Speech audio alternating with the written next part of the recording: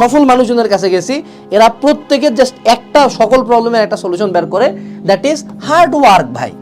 এইটা মানে তুমি যত সফল মানুষ বলো সবাই এটাতে এত ইমফেসিস করে কেন? কারণ এইটাই শুধু ডিফারেন্স তাদের মধ্যে।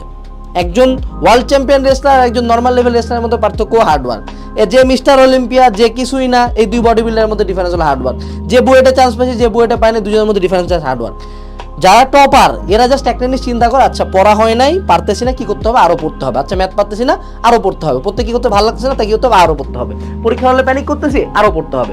পরীক্ষা হলে পারি নাই, আরও পড়তে হবে। কেউ অপমান করছে, আরও পড়তে হবে। ও সবগুলা সলিউশন বের করে এইটা। অ্যান্ড আরও মজার কথা, এদের কোনো পড়ার ডিউরেশন নাই। অর্থাৎ 6 ঘন্টা পড়ছি, অনেক বেশি পড়ছি, 7 ঘন্টা পড়ছি, আমার কাছে 6-7 ঘন্টা কোনো বিষয় না।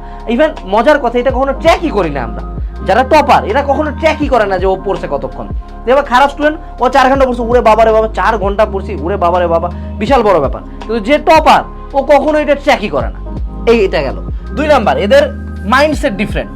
তোহা একটা কথা বললো যে ভাই আমি শুরু থেকে ট্রিপলার হতে চাইছি, আপনার ভিডিও দেখতাম, বাট তারপরে আমার মনে হলো ফ্যামিলি থেকে সব কিছু মিলে আমার মনে হয়েছে যে আমি মেডিকেলে পড়তে চাই।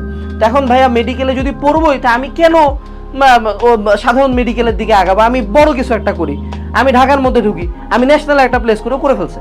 অ্যান্ড তুমি যদি যে কোনো টপারকে জিজ্ঞেস করো, ওদের একটা জিনিস তুমি পাবা, টপার এবং সাকসেসফুল মানুষজন এরা নর্মাল 8-10 জনের মধ্যে চিন্তা করে না। খুব সিম্পল, এদের মাইন্ডসেটটা আলাদা। এই যে আমি এত মেন্টাল ট্যাকটিক্সের কোর্স আনছি কেন?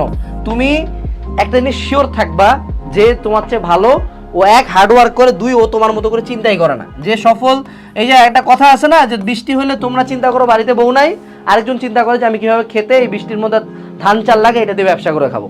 একজন ব্যবসায়ী 10 লাখ টাকা লস করে চিন্তা করে ঠিক আছে 10 লাখ টাকা লস গেছে, লার্নিং হলো। আর যে হলো একদম মানে পাকনা, সে পাকনা হলো 1 লাখ টাকা লস গেছে, ও মার ব্যবসা কখনো করবো না। তো এই যে মাইন্ডসেটগত ডিফারেন্সটা টপারদের মধ্যে থাকে, এরা পড়াশোনা বা এক্সাম এই প্রবলেমগুলোতে অলওয়েজ চিন্তা করে I have to be the best. ও যদি পারে আমি কেন পারবো না? ও যদি 1 ঘন্টা পরে আমি 2 ঘন্টা পড়বো, 10 ঘন্টা পড়বো। That's the basic difference. ও মাথা দিয়ে অন্যভাবে চিন্তা করে। ও চিন্তা করে ঢাবির কোশ্চেন আছে, ওও চান্স পায়, ওই বই পড়তেছে, আমি কেন পারবো না? ওই যদি ওই বইটা পড়ে পারে আমি বইটা কিনি, ও যদি এই কোর্সটা করে আমিও করি, সমস্যা কথা, আমি কেন পারবো না? কিন্তু একজন যে লুজার, যে হলো লো ক্যালিবার স্টুডেন্ট, ওরে তুমি কখনোই বুঝাইতে পারবে না যে বাবা এত কোনো শর্ট টেকনিক্স, এত অ্যানালাইজিং, এত ডায়াগ্রাম, এত সূত্র পার্থক্য ছক লাগে না, এত বইটই লাগে না, এত কোর্স লাগে না।